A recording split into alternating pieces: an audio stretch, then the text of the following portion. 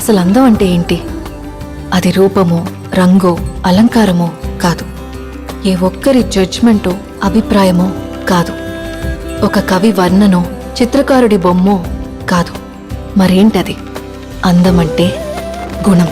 అమ్మాయినయుండి చెప్తున్నా, I don't want people to call me beautiful.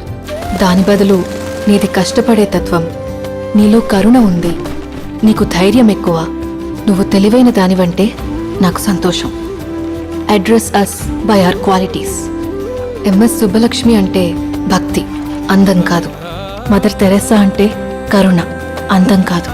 Ayn Rand అంటే తత్వం, అందం కాదు. సరస్వతి అంటే విద్య, దుర్గా అంటే ధైర్యం, గౌరీ అంటే తపస్సు, లక్ష్మి అంటే శుభం. ఇలా ఏ దేవతనైనా ఆమె క్వాలిటీస్ కోసమే పూజిస్తారు, ఆమె అందం కోసం కాదు. నీ గుణాలే నీ సంతకమవుతాయి, నీ అందం కాదు.